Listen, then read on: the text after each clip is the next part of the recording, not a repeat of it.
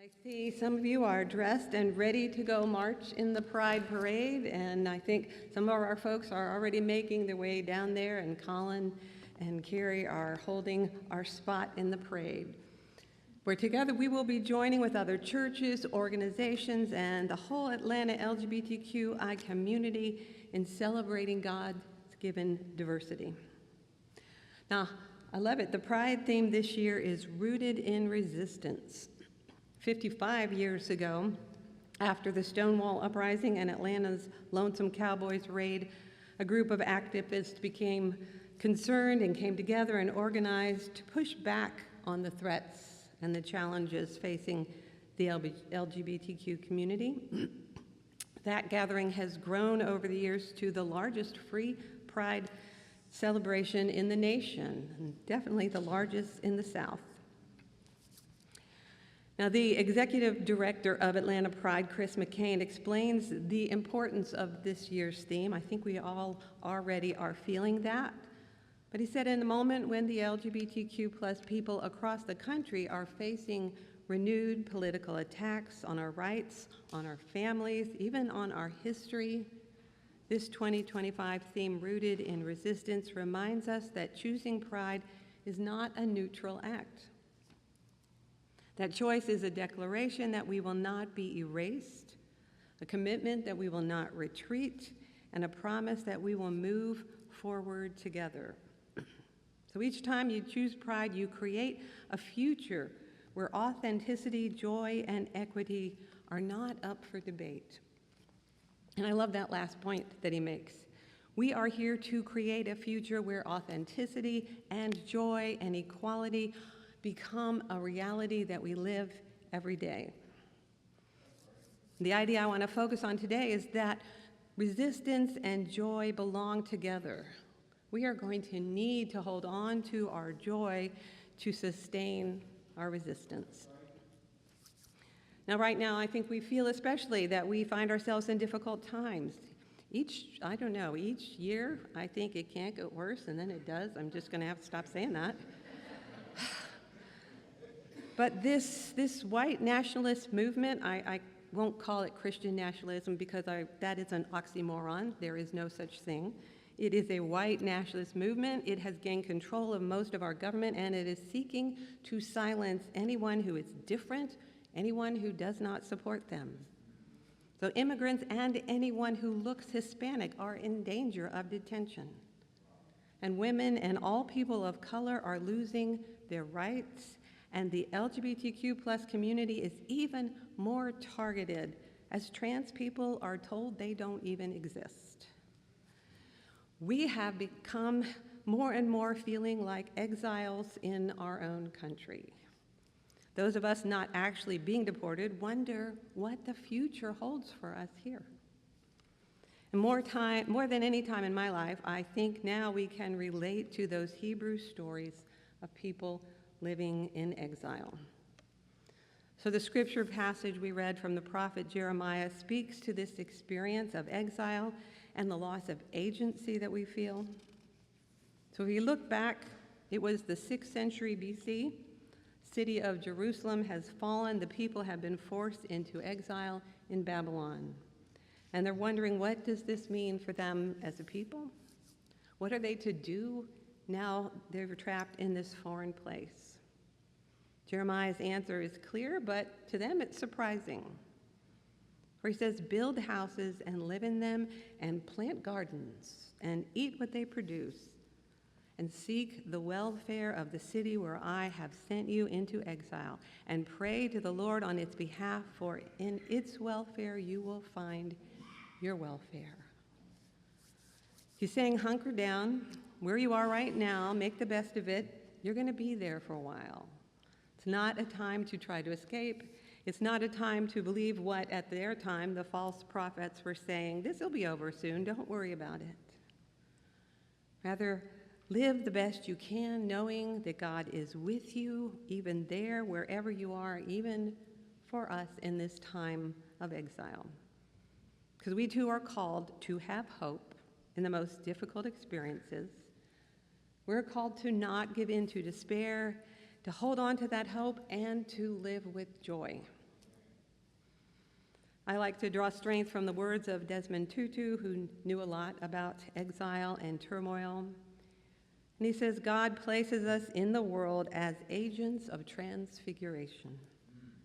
We work with God so that injustice is transfigured into justice, so that there will be more compassion and more caring, so that there will be more laughter and more joy. Joy even in the resistance. Now we have examples among us today in the news, things that are happening. Reverend Juan Pablo Herrera is a pastor at Urban Village Church in Chicago.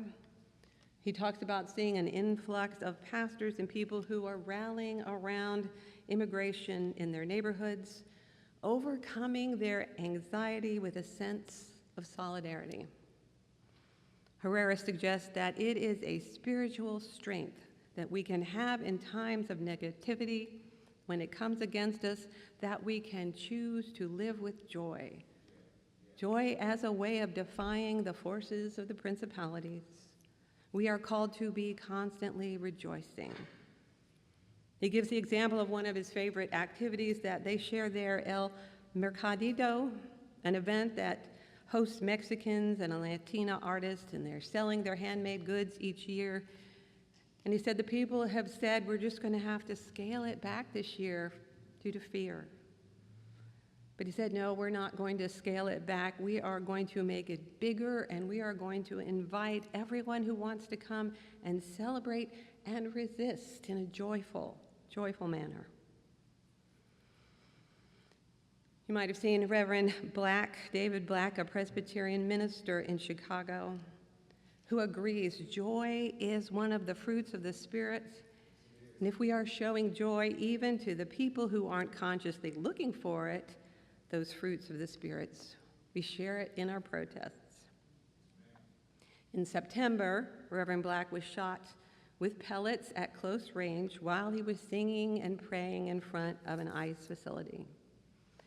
But he was not dissuaded. He is back to protesting and recognizing that we need to remember joy does not paper over the pain of experiencing raids and arrests and sometimes even death. For the experience of grief is as much a part of our resistance as joy.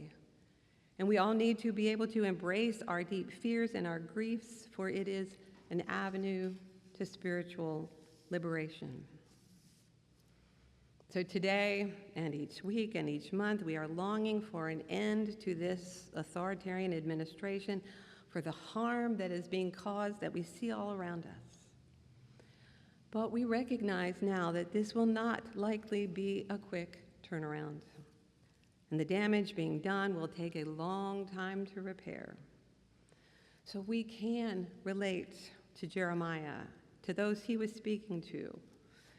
We are in it for the long haul.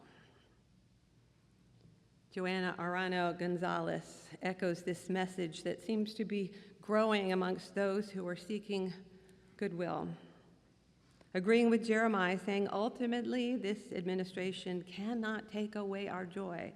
They cannot rob us of our hope. The more that we can deepen in joyful, nonviolent resistance, the more clarity it offers for us to keep doing this work, because it's going to be a marathon.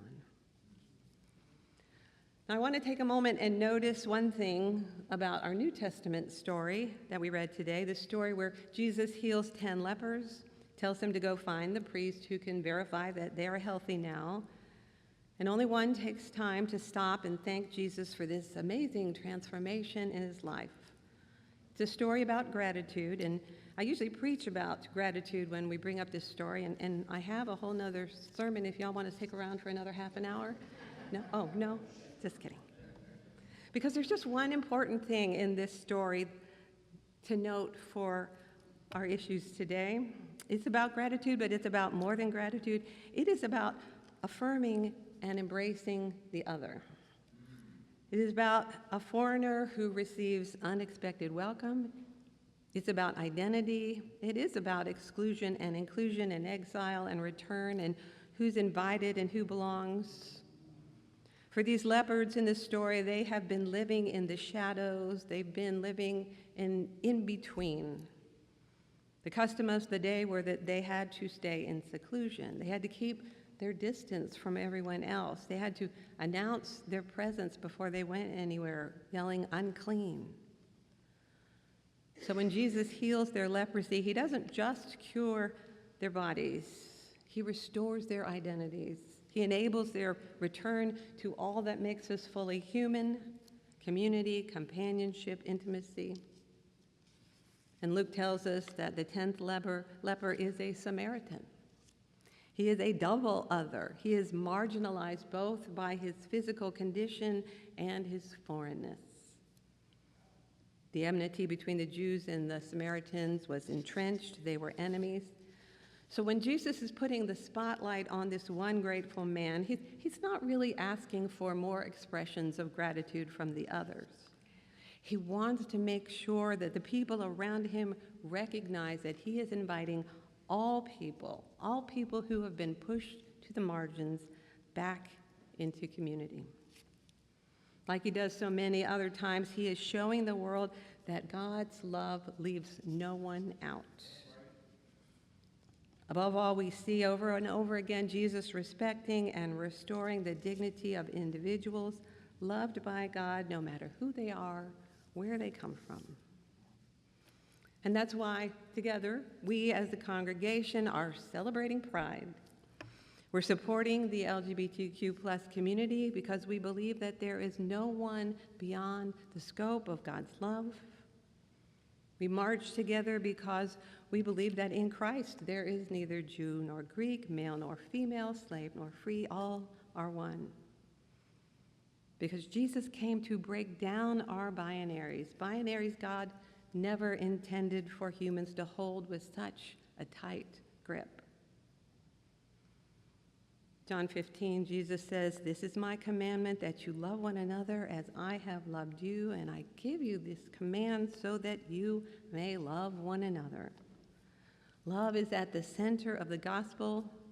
Inclusion intuitively fits our picture of Jesus as loving and embracing the full diversity of humanity. So Vicki Randall reminds us that this affirming and inclusive theology is a consistent theology. It's a theology centered in love. People can argue about this passage or that passage, but if we feel bound to a theology that just does not make sense of our experience in the world, we experience cognitive dissonance. We separate our hearts from our heads. But when we embrace this consistent theology that makes sense of our experience of God and our world, our faith becomes stronger and invigorating. There will always be voices out there proclaiming a gospel of bad news. But since our lives have been transformed by the love of this good news gospel centered on God's love, we need to be sure that our voices are heard as loudly and clearly as those who are proclaiming a false gospel of hate. For LGBTQ+ people and all who are being denied their full dignity, Pride is a radical claiming of God's image in us. And celebrating Pride is a radical and joyful act of resistance. So now, as we continue this day of joy and celebration, let's continue to joyfully resist together in song.